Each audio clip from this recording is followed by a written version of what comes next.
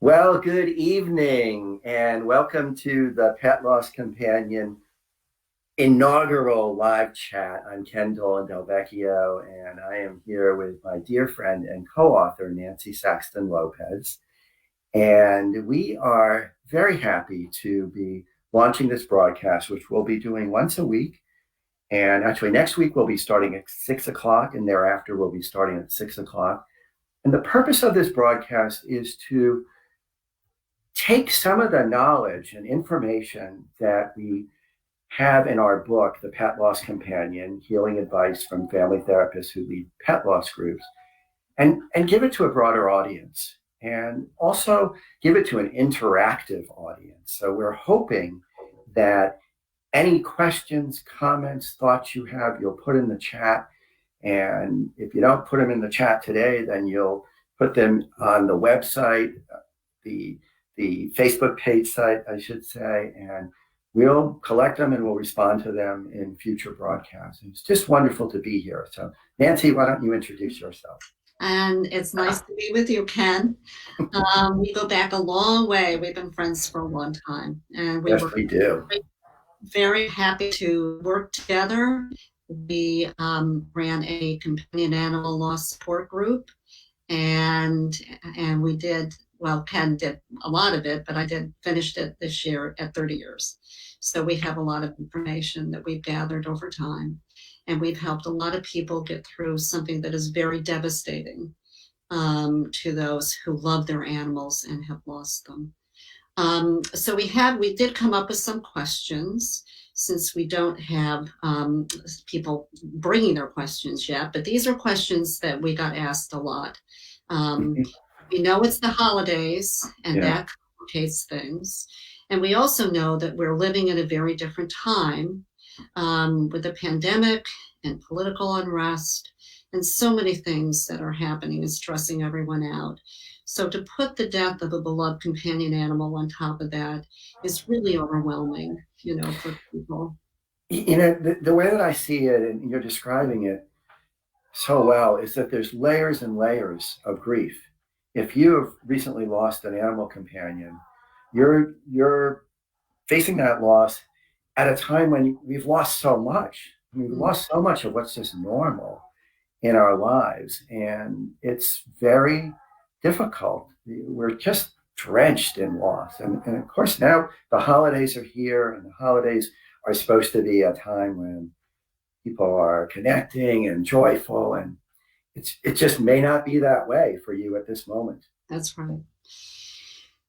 Christmas or the holidays comes in at number 42 in all of our life stressors. So that's pretty remarkable since that's in the arena of deaths of loved ones or loss of a job or a divorce. So again, we want to try to help people learn to work through their grieving, especially around a very difficult time and with these holidays that we're trying to do something different with. We were going So you're saying, just so I understand, you're saying that just the fact of the holidays being here, so the holidays around Christmas and Hanukkah and the other holidays that have to do with whatever community of faith you might be part of at the time of the solstice, number 42 in the list of overall life stressors. That's right. So it actually makes the list, and that's in the best of times. That's in the best of times, and we're not in the best of times. Right. So first of all, we wanted to talk about how you get through this. A lot of times people would come into the group and they would say, I don't understand. I don't know how I'm going to get through this. Now, I have to talk about the relationship. The relationship we have with our animals is very different than the relationships we have with our human people. And what that means is these beautiful beings are so pure and so innocent and so loving and so caring, and it's just unconditional. And it's very hard to get that unconditional love with a human being. And so when they die, it's very traumatic for a lot of people. It's just very upsetting, and they feel that they're never going to be the same. That they're not going to get through this, and you will. People get through it, but in the beginning, it's extremely intense. There's a black hole in your soul. You can't fill it up, and you're miscombobulated, right, Ken? You can't think straight. You have stomach aches. You may have headaches. Your behavior changes. You can't think. Your You emotions. have all of whatever your particular signature stress symptoms are. For me, it might be headaches and stomach aches. For other people, it might be back aches. And there's a whole bunch of physical signs like you're talking about, maybe difficulty sleeping, maybe sleeping too much, maybe difficulty eating, or maybe eating too much.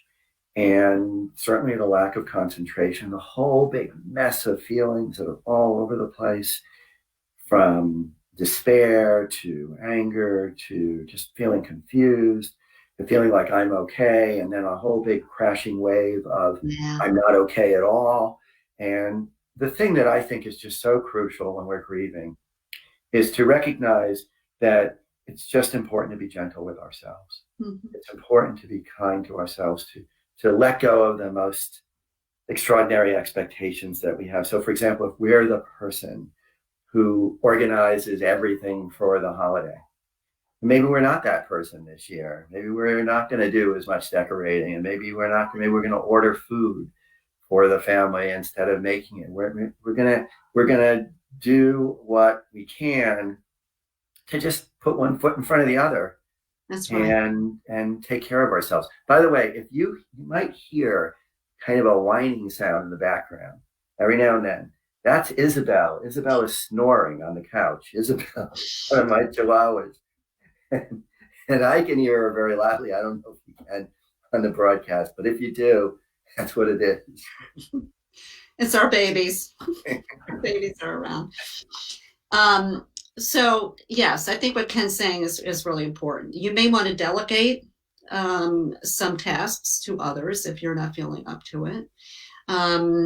You may want to not do as much. You don't have to. I mean, it's unique in this year at the holidays because we're not really supposed to be going out. So it would be more complicated, I think, if people were going out to see family or friends, because a lot of people that are grieving don't want to do that. And then you have to explain why you don't want to do that. And sometimes, as we all know, there are people in our life that don't understand that human animal bond that we have with our loved ones. One of Um, the things that I think it is important to just talk about is, what if the some of the people who don't understand are right in your household?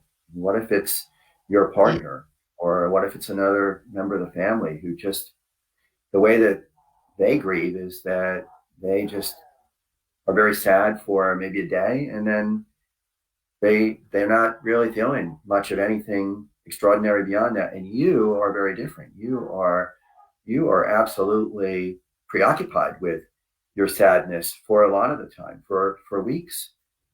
What do you do with that? How do you deal with each other and that's a real question, because we had that question in the group a lot too. all the time? That All the somebody would time. come and say, I'm distraught. I don't want to do anything. I can't venture out. And my significant other is grieving, but not grieving like I'm grieving. And it's really important to allow each other to grieve the way they grieve, because it's all a unique and individual experience. Yeah, and it's so important to recognize that this is something that we do differently, Mhm. and that's okay. There's no right or wrong to it. It's just human differences. And if if your partner is telling you things like snap out of it, you have every right to say to them, that's not who I am. That's not me. And I don't need to snap out of it. I need to feel what I feel. I need to keep going forward in the way that I do. And you're not right, and I'm not wrong. Yeah. That was what we heard a lot too, was, after so many times at the group, I know they would come in for, I don't know, 4, 5, 6 time. And they would turn around and say, well, she or he asked me why I'm going to the group again. Yeah. And so, we would coach those people. Look, this is helps you. This is where you want to be. You're with people like you. You're with people who lost somebody very dear to you. And you want to be with those people to kind of work through the grieving, for them. Yeah. And what if you are feeling like the holiday is going to bring just like an overwhelming, incapacitating amount of grief? Like you can't even imagine this upcoming holiday with the way you're feeling. What are some of your thoughts, and what are some of the recommendations that you've shared with people about how to anticipate and how to move through the holiday in a way that is as comfortable as it can be, given all the anxiety that you might have? I think it's an individual choice. I've had clients that in the past, not this year, who actually lived alone and were very connected. A woman who was very connected to her dog, and she just didn't go anywhere. She decided she was not going to be going to people's houses. She wasn't going to, see friends. She just really wanted to be alone and take a walk where she would take her dog, and be, quiet and introspective. And then there are some people who wanted to be busy. They wanted to get out. They wanted to be distracted. They did not want to think about it on maybe a holiday. And so they would be able to make the dinner, or they would be able to go out and see their friends. I think it's really a matter of own personal uh, feelings and, Right. and, What? and what they want to do. Now, that said, you could be in a family and everyone wants to go out but you. Mm-hmm. And so, but that doesn't mean you have to go out.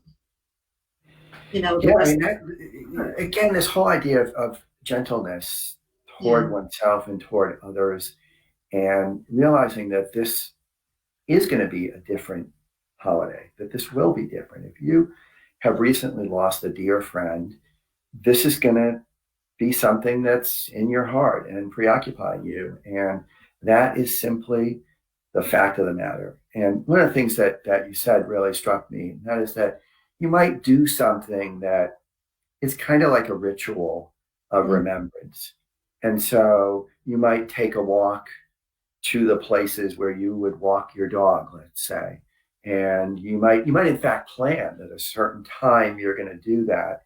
And if you do it alone, maybe you're going to just reminisce about the way it felt and the kinds of joy that you had experienced when you did that. If you're with a family member or a household member, maybe you're going to spend some time talking about mhm. the kinds of gifts that this relationship with your animal companion brought into your life. Because the way I think about it, if you're totally overwhelmed with anticipation, sometimes you can say, look, I'm going to plan a ritual. Yeah, which is a great. And that ritual is going to be at a certain time. It's going to be for a certain amount of time. And that's the time when we're going to do most of our remembrance. Mhm, And we've talked about the things like maybe you light a candle, mhm. and during that time you read a card to your beloved lost friend. You do something that really goes, in some ways, goes beyond words. It has an Right. experiential You want the piece to it. spirit. The spirit is still there.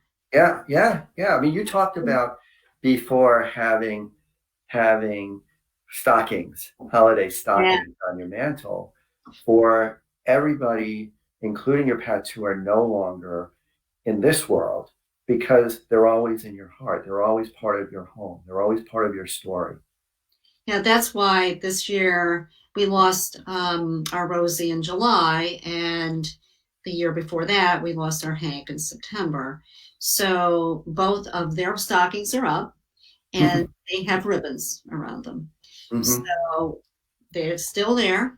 They lived there for their lifetimes, and they're still in our hearts. So It's so, to me, that's so important that we never turn our backs on the memory of loved ones. That's right. and that we hold them as part of our life story. And I feel like that's something that's very important to teach our kids, that we don't decide that we're never going to talk about a loss because it's painful. Instead, we just know that there are things that are going to be painful in life, and we go We can through the support pain. each other through it. We support each other through it. Exactly. I'm always reminded. You've probably heard me say this. I'm always reminded of Mr. Rogers, the great Mr. Rogers, many statements, and one of them is, if it's mentionable, it's manageable. And so everything, I believe, should be mentionable, because as soon as we can talk about it, it becomes more manageable. As soon as we can talk about it, we can teach our kids this.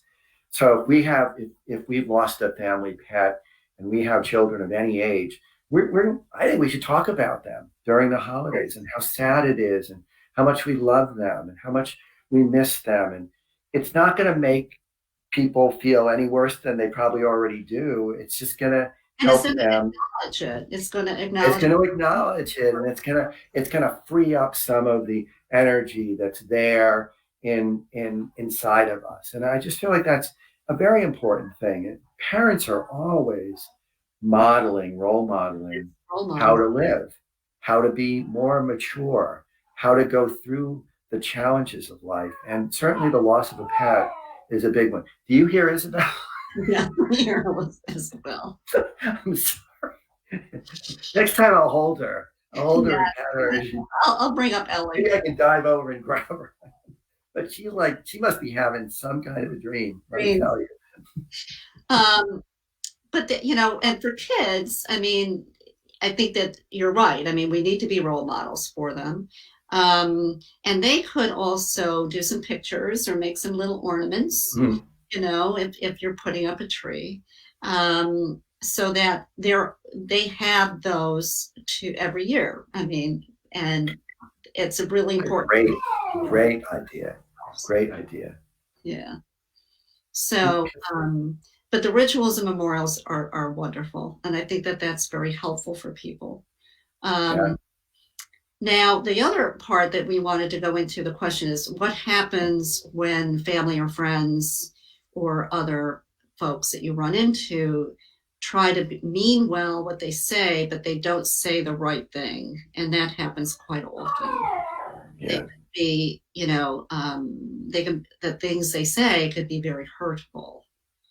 So, Yeah, like well, I mean, it could be many different things, right? Like, from as base as, if it's just an animal, get over it already. Be jolly, be happy.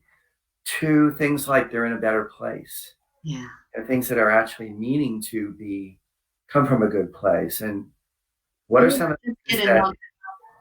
yeah, why don't you just get another one? I mean, you're Yeah. pining for your cat. But you know what? She's not snoring. She's waiting for Tim, who went to get Uh-huh. some takeout. Anyway, sorry. You're distracting me. I'll try not to talk about Isabel again. Sorry. But yes, I mean, I think we need to really be aware that, look, I think generally people mean well, but we don't grieve well in our society anyway. We don't know how to do it. And people don't like other people's pain. Yeah, they're afraid of it. It makes them uncomfortable. Right. I mean, we're not a society that embraces some of the basic facts of life and death. It's like we're so far away from nature, most of us, that we're not equipped the way we might have been 100 years ago, right? Right. So those are the people that you want to try not to be so involved with. The people that support you, love you, understand what's going on. And sometimes it can be someone that understands you better than someone who has an animal that has died.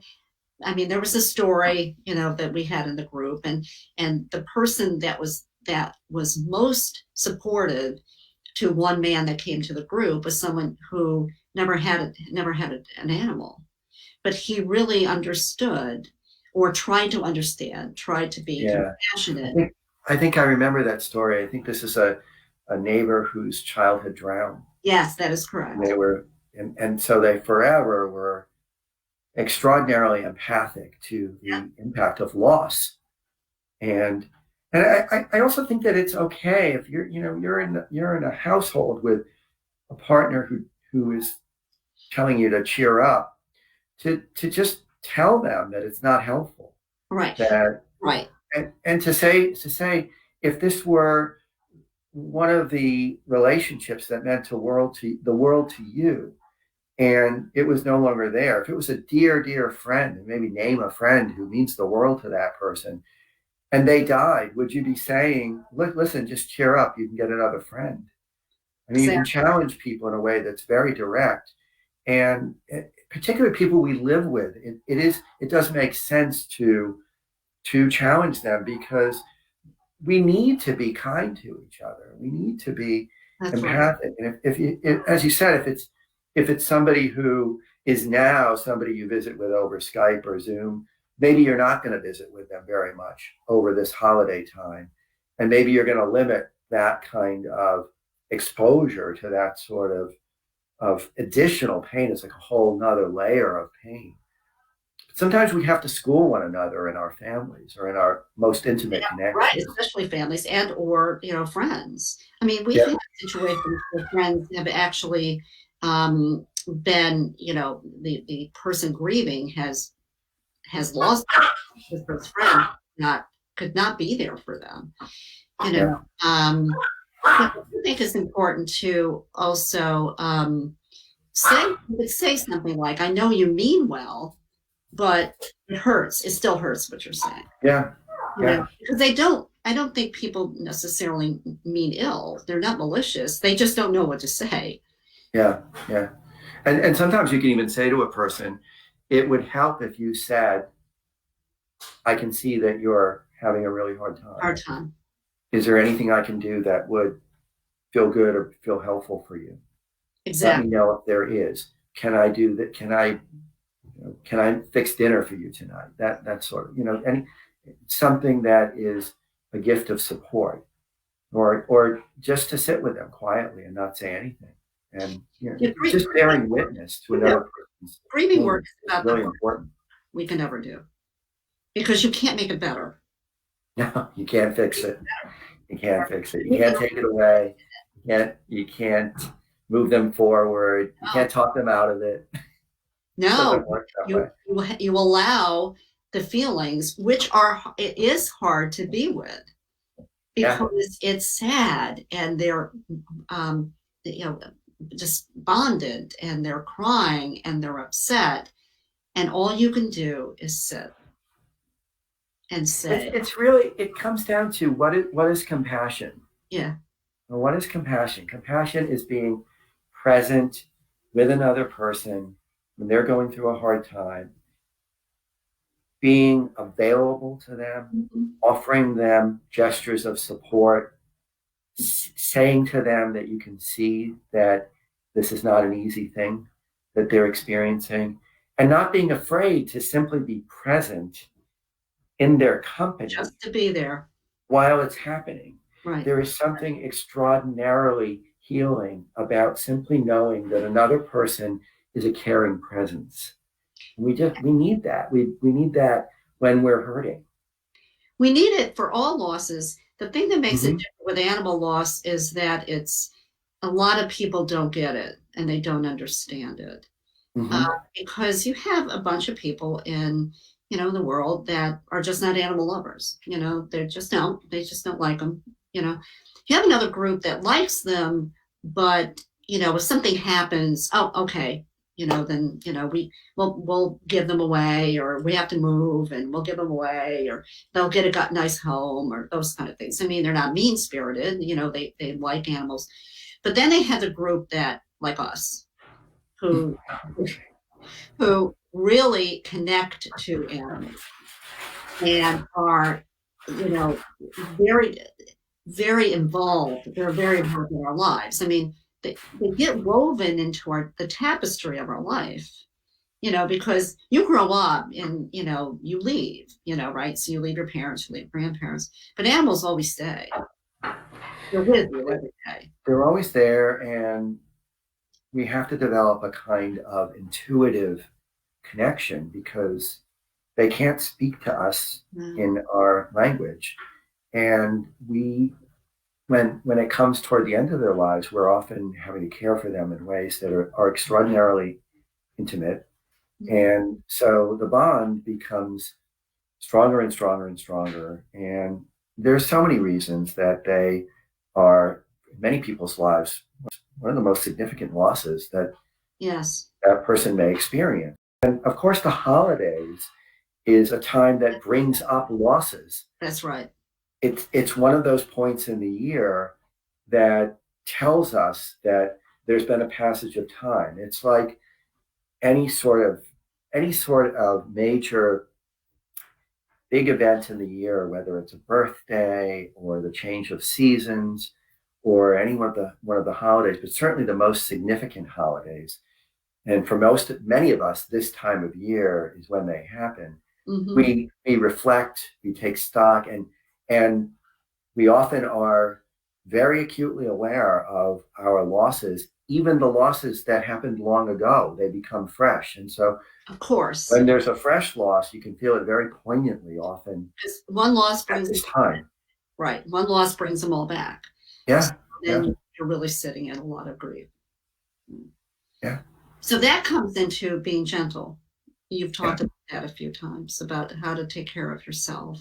And it's not easy to take care of yourself when you don't feel well, So, Yeah, and the way that I tend to think about it, and you can tell me if you think about it differently, is that as long as you are able to do the basics, as long as you're able to get up and perform the usual things that you do to keep yourself on track, like take a shower and get yourself dressed and get your food in order. And if you're doing the care of another person or dependent, or you're involved in childcare, if you can do that, if you can do if you can do your work, and maybe you took some time off from work, maybe you didn't, but then you're doing okay. There's not great reason for concern.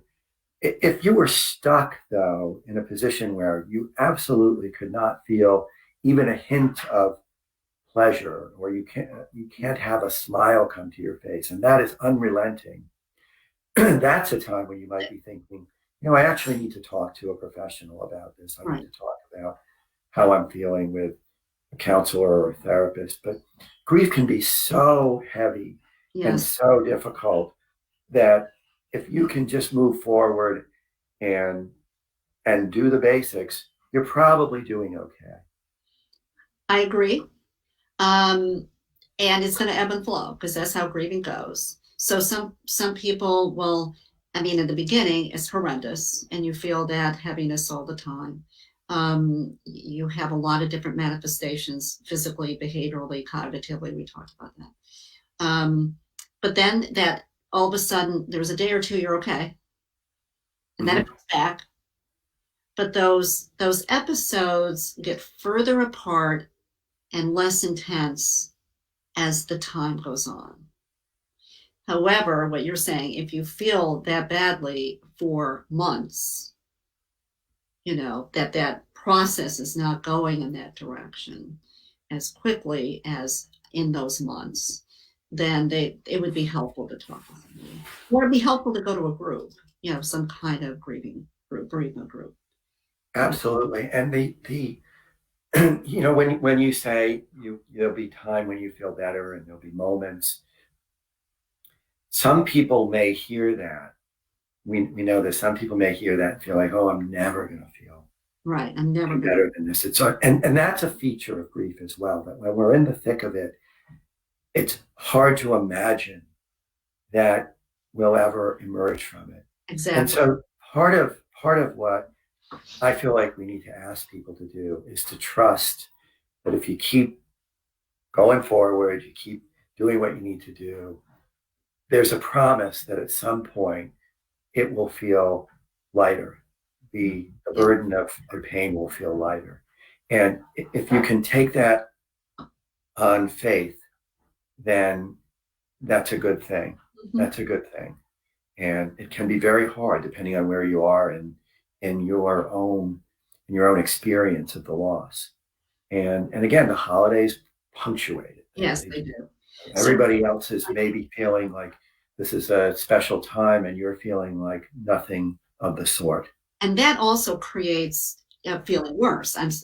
This is the holidays. I should be feeling better. And we have this weird kind of, expectation that doesn't need to be there about that we're supposed to be the quintessential entertainer or dinner maker or gift giver or decorator. And that's kind of what we inherited, but it doesn't have to be that way. And especially if you're grieving. I mean, I had a person a physical therapist I know, her grandmother, she was concerned about her mother. Her mother's mother and dog just died within 2 weeks of one another. And I can't imagine how she's going to get through the whole. I mean, how could you do that? And so, it's being, gentle and loving her and supporting her and the family, obviously. And it doesn't matter if you don't have a big dinner, and it doesn't matter if you don't put up a tree, or it doesn't matter if you don't have a Hanukkah bush. It's really taking care of you at that time. Yeah, and prioritizing Yes. yourself, prioritizing your own needs. Yeah. Prioritizing your own comfort. All of these things are often hard for people, and they're often particularly hard for people who have been so conscientious in their care of their animal friend. I mean, these are often very generous, very giving, very other focused kinds of people. And now it's time to allow that for oneself,